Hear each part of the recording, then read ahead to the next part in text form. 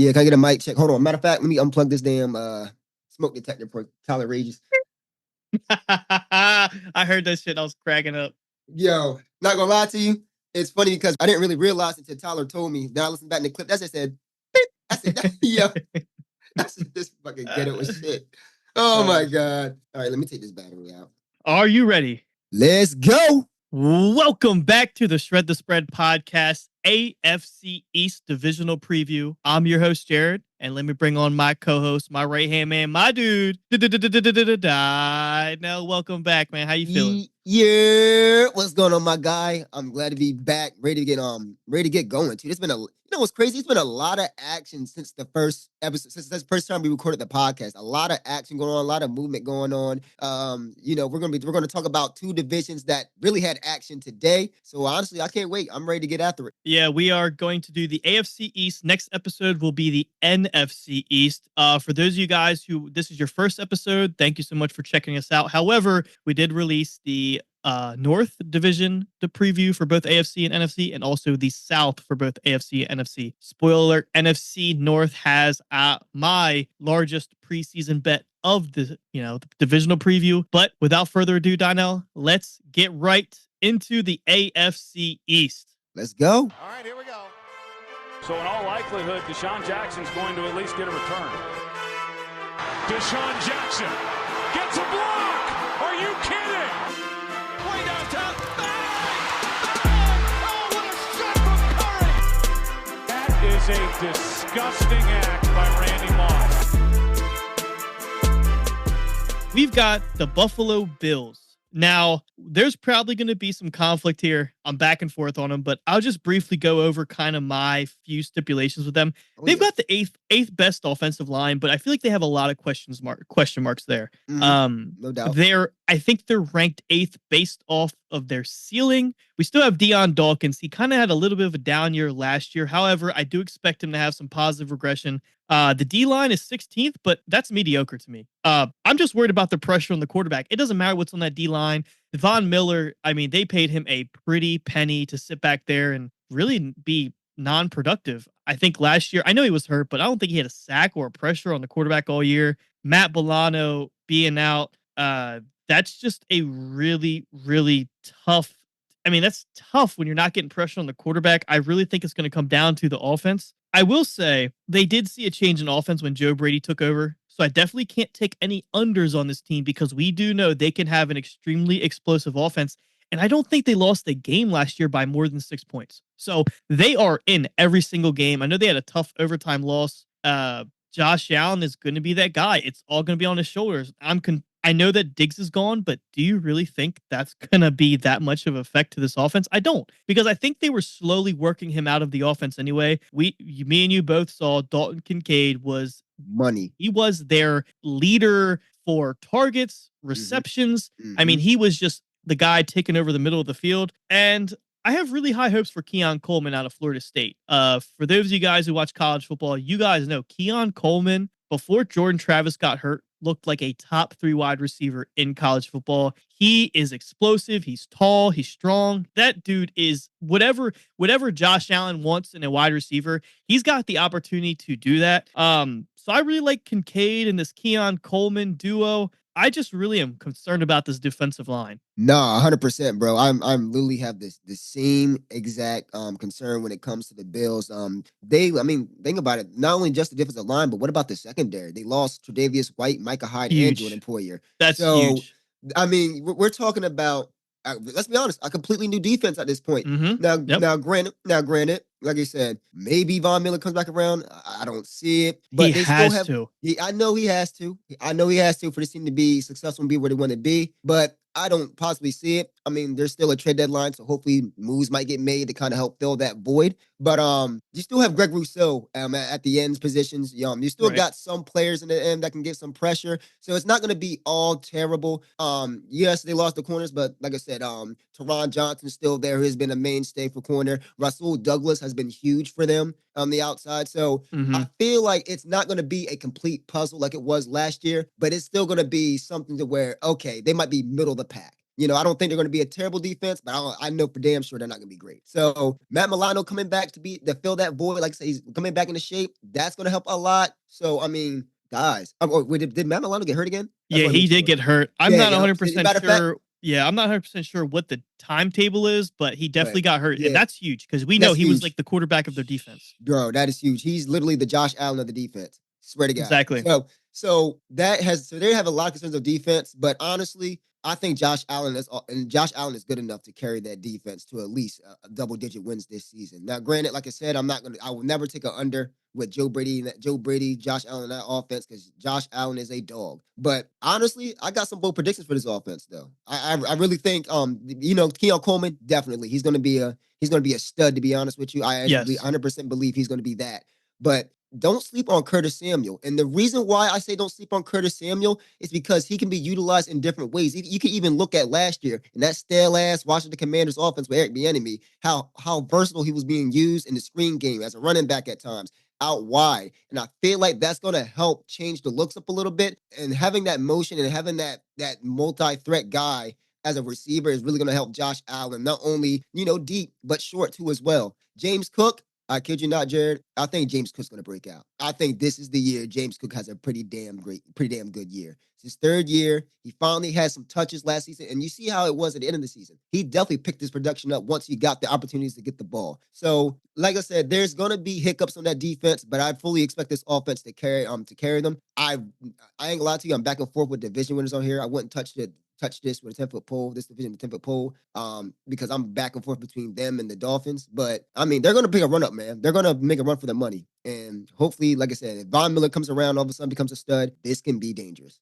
Okay, well, that's interesting to hear because I think we're going to butt heads when it comes to the Dolphins, believe it or not. We'll save that for the third team. We'll save that for the third team. Right. But let's move on to the Jets, who this is the team where I have the highest hopes for them. They have the 5th ranked offensive line, and this defense was the epitome of their team. They were the glue. They were everything. They were their identity. And we saw it. And we saw this defense was just consistently getting stops and they just could not put up points. And they were building that frustration. That's why there was like this awkwardness in this team last year. And if you remember, Saleh kind of took a lot of heat. He wasn't doing well at the pressers. The team kind of was like switching sides on him. They were like really didn't know what to do because they were like, do they back Zach Wilson?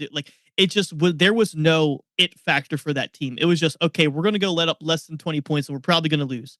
And I will say, whether this works out for Reddick or not, there is a higher chance that both Breece Hall and Garrett Wilson can be at the top of both of their positions, both running back and wide receiver, respectively. So I don't necessarily think Hassan Reddick with this holdout is going to be too much of an issue, although he would fill a huge void because not only depth is there, but he brings that pressure on the quarterback. I mean, you saw him the last 2 years on the Eagles, how he was consistently getting pressure on the quarterback when our defensive line really wasn't doing that much. They were kind of underperforming, and he was kind of that staple. So I'm really high on Breece Hall and Garrett Wilson. I see both Breece Hall and Garrett Wilson in a lot of fantasy drafts going in the first round. That says enough for itself because you got to realize, although Aaron Rodgers is 40, I know he's coming back from an Achilles injury, and I know it's kind of scary to think about how much I'm backing this team, but anything from quarterback is an upgrade from last year. They just have to have a quarterback that can make a few throws a game, and they're going to win. They have the defense for that.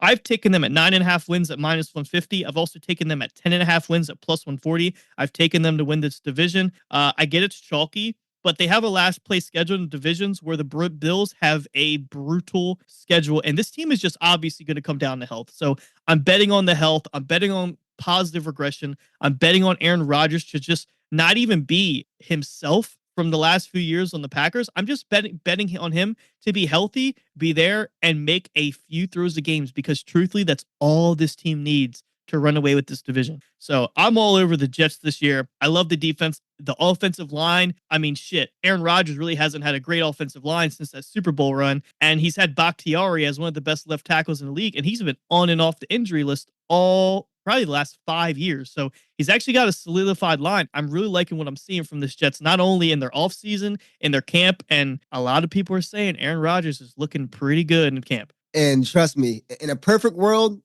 trust me, the Jets are definitely honestly a title contender. In Oh a yeah, perfect world, they're in a a title perfect world, contender. that's exactly it. But trust me, I live life every day in America. It ain't perfect. Yeah, it ain't perfect by the slightest.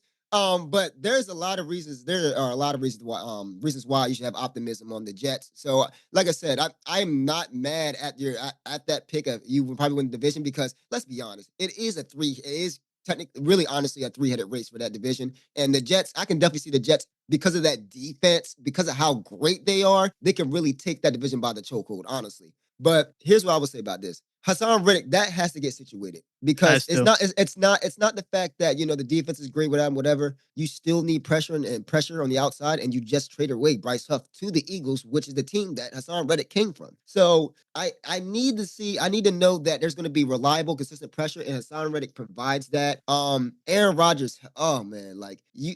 I want to root for Aaron Rodgers so bad as far as coming back from injury, man. But an Achilles at 40, and that's such a hard pill to swallow, man. That's really such a hard pill to swallow. But like you said though, I mean, they did help him on the outside on the offensive line. They went and drafted the offensive tackle from what I don't know what his last name, Alau from I think it's from Penn State or Antimo. I don't know how you pronounce his last name, but he's one of the top tackles in the draft. And then you went and got Tyron Smith as well on the left side. Mhm. So you got mainstays on the outside now, or supposedly a mainstay on the right side as well. But it can come together. It can honestly come together. It's just like I said, health they have been so unlucky. They have been so unlucky with health, man. And hopefully, like I said, for the sake of Garrett Wilson and for the sake of Sauce Gardner, this team can turn it around. I literally, bro, the only thing that's holding me back is health. And I don't know if I can fully get over that. Maybe as the weeks come and I see Aaron Rodgers play 2 to 3 weeks and they look fantastic, maybe, put the word on notice. But I just don't know. All I know the Jets for is drama, is drama, not having an offense and honestly being the most unhealthiest team in the league. So, fingers crossed for the Jets. I do hope they progress and I hope they do compete. But Aaron Rodgers at 40 with a torn Achilles, I don't know if I can get over it. Yeah. You said it. Tyron Smith. They got Morgan Moses, Elijah Vera Tucker coming back. I mean, Right. they've got the pieces, and I mean, you nailed it. You hit it on the head with the hammer, dude. Health and unlucky. Mike Williams is now on this wide receiving core, and that's just another question mark. Truthfully, we saw how explosive and how much of a playmaker he was for the Chargers, but his availability was the problem. Right. We still got Quinnen Williams, who, my God, that dude is, I mean, A monster. unreal. A monster. So they've got so many pieces that, I mean, it's all for the taking for them. But you said it, dude. Health and just not being can't be the unluckiest team in the NFL. And I feel like if they can just avoid some of those injury bugs, they can figure out this Reddick thing. Oh my God, if Hassan Reddick plays on this team, they may be the best defense in football. Right. So right. I don't know. It's definitely going to be they're the team to watch in this division. They have the path to number one in my opinion. So Right. I agree with you. I think it's just going to have a little bit of luck and just not catch their injury bug. Right. And this team, they may have flying colors this year, but definitely going to be interesting to see how Aaron Rodgers comes back from this Achilles injury. I know they said that the procedure he had makes it so that he can come back a little bit faster than whatever the other one is. But Achilles is still an Achilles. That's the bottom line. So let's move on to the Dolphins, where we're going to butt heads, and I'm going to ramble a little bit. So go ahead. Enlighten me. Okay, they have the 8th easiest schedule. I will give them that. What I won't give them is the offensive line. They have the 18th offensive line from Pro Football Focus. I think this is a really middle of the road team. Just a product of they look better than they are because of the system. I know it's going to be hard to bet against this coach, Mike Daniels. However, we haven't seen them beat a good team under Tua.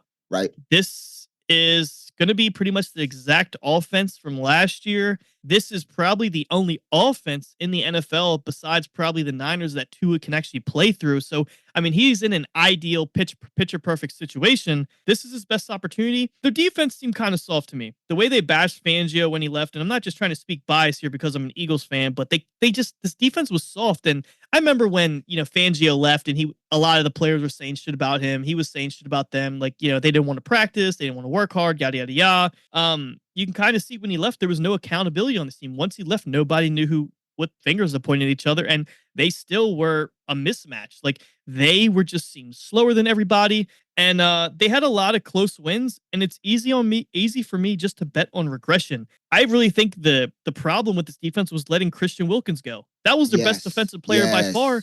And Yes. what the hell are you doing giving up the staple of your line? Like they couldn't stop the run, so let's make that an even larger issue. It's going to be but I will say, if you like a high scoring game, the Dolphins are going to be your team, especially if it's in Miami. They are always going to be chasing points because they are not going to be able to stop teams.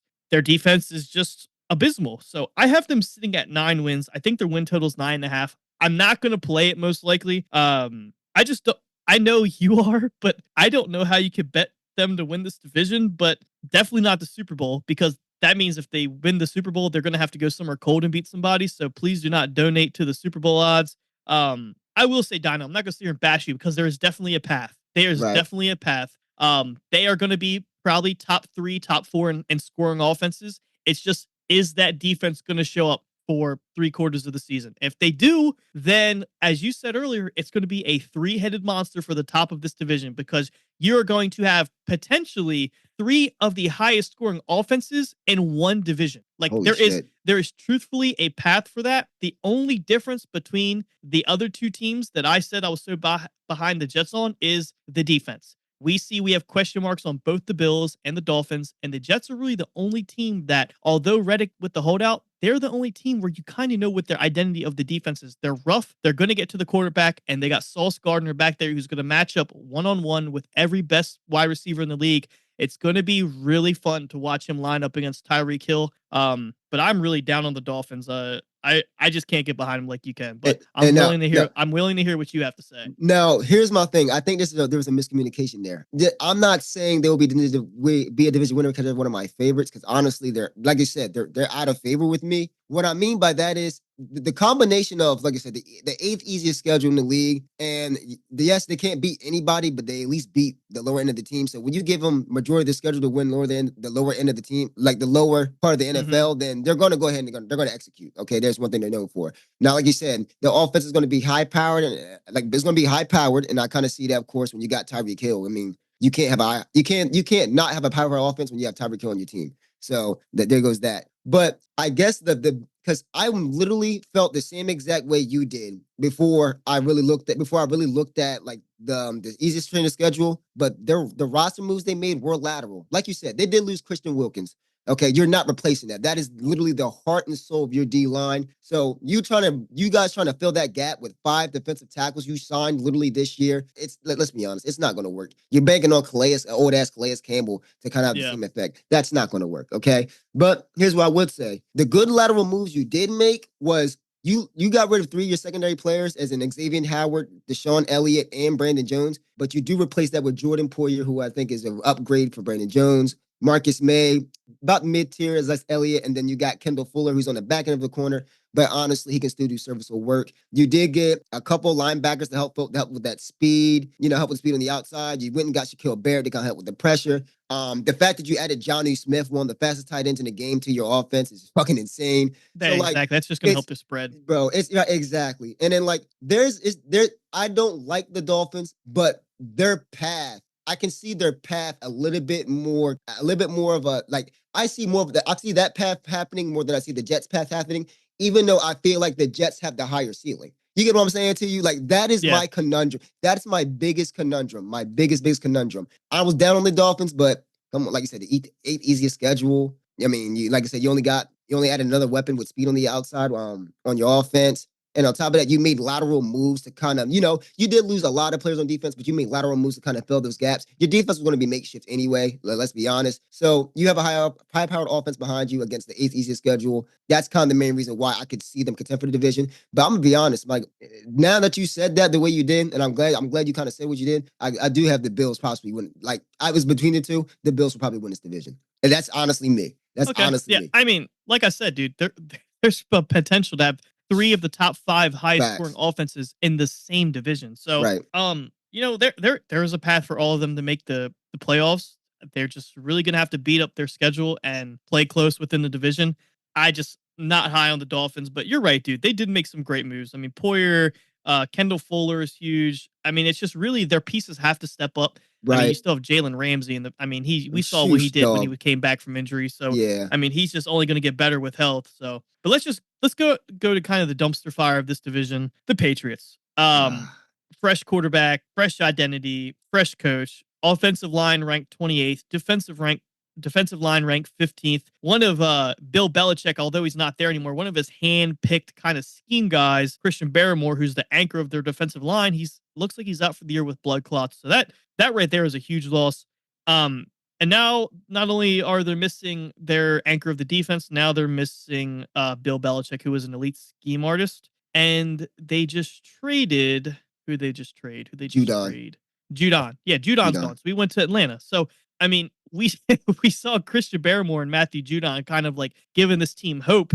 They're gone. They were 6th in red zone defense last year. That's going to change drastically. Initially, looking at this team, I know everybody's down on them. I was like, this is a chance I might be able to get behind them and get some value, but there's just not enough ways to convince me. And after seeing that they are the favorites to have the worst record in the NFL at plus 350, which is, wow. I mean, compared to the rest of the value. league, that is, I mean, I'd play it. I wouldn't play it large, but I definitely play it because they are a path. They do have probably the hardest division, maybe besides the AFC North. But this is just definitely going to be a tough path for this team. It looks like Jacoby Brissett is looking like he's going to start. But as much as I want to target this team to bet against them, week 1, little foreshadowing, they might be in play. However, I'm not going to put that thing in stone. They're playing the Bengals, and I think they're like 9-point underdogs. And we know how Zach Taylor starts the season. We're going to have to look into that a little bit more because Joe Burrow is actually healthy this offseason. So I'm not going to, put anything in writing and pen right now. However, this is probably going to be one of the teams, unfortunately, that I'm going to just target in survivor pool all year. Last year was the Cardinals. This year it may be the Patriots. So there's just no good tackles on this line. So if you have no good tackles, who the hell is going to be guarding your rookie quarterback who needs as much blindside help as he can get? This team is just destined for failure this year, Donnell. Well, here's what I will say. The one positive thing I will say, like you said, the other D tackle, they do have Devon Gachu. He's serviceable. He's good. He's not Christian Barrymore. Don't get me twisted. Don't get it wrong. He's not Christian Barrymore, but he's definitely serviceable. But let's be honest. Yeah, this seems a dumpster fire. Right now they can't even tell if Drake May's a better quarterback between him and Joe Milton. So this is this is a hell of a ride they're going to go on. This is going to be literally growing pains out the ass. It's probably be growing pains for the next 2-3 seasons, to be honest with you. Like you said, you don't got the scheme artist on defense. Yes, you got Gerard Mayer, defensive coach, but he's not Bill Belichick. Nobody is Bill Belichick. Let's be real. And what offensive production are you going to get? I don't even know. Like, who's your best receiver? Tyquan Thornton? Kendrick Bourne, but I think he might be hurt or something. Demario Douglas. I mean, not a lot of big names. Nah, not a lot of big names. Your line is Your line is Ramondre Stevenson's probably your best offensive player, and he's gonna get fucking derailed. No offensive line. Derailed. He's gonna get it's gonna be a bad ending for my guy, and I really hope not. But it ain't looking good for the New England Patriots at all. Like you said, plus 350 is kind of great value for them being the last team in football. But let's be, like I said, Jacoby Brissett. What's the win total? I mean, they probably won't win no more than 3 games. 4 games. I'll tell you right now, the win total. All right. So New England Patriots, their win total is 4.5 wins, juiced to the over, minus 132. I agree with you. There is a path for them to get 3-4 wins. It's just hard to think about, man. And it's so sad for this New England franchise. Your whole world turned upside down literally in 3 years. Like literally 3 years. Mac Jones didn't work out. I mean, Drake May, hopefully, but he's a long way from happening. So we know about them University of North Carolina quarterbacks. Sheesh. Don't know why you trust him any goddamn way. That's one thing. Every time I see a UNC quarterback, man, put him at the bottom of your draft board. No, just know Sam Howell's the best one though. Sam Howell was balling out at the beginning of last year. I can't lie to you. But yeah, dude, this Patriots team, normally I'd give them a few wins just from their coach, but can't even do that this year. So sorry to the Patriots fans. Sorry, not sorry. You guys had a great run. You can't be greedy. You gotta take what you can get. But this is what it feels like to be everybody else in the NFL that's not a Patrick Mahomes Chiefs fan or a Tom Brady Patriots fan. So it's nice you guys get your fair share in this tough ass league. So that's been the AFC East. We had a lot of talking points because there is a lot of possible outcomes for this division. This is gonna be a fun division to watch, extremely fun division to watch. So, Donnell, any final words for the listeners? No, same messages every time, knuckleheads. Make sure you guys follow us on X at Shred the Spread. Follow me at Dyneezy, Dyneeezy. And like I said, just tune in, man. Let's have some fun this year, guys. Let's have some, let's have some interaction. I'm ready for the interaction this year. Yes, sir. We're all here to talk football. We love football. Let's make some money while doing it. This has been the Shred the Spread podcast for the AFC East divisional preview. Follow us on Twitter, as he said, at Shred the or X, sorry, at Shred the Spread _. You can also follow us on TikTok. We'll have a few more of those going out at the start of the season. But until the NFC East, foreshadowing there. Until next time, we'll see you. Peace.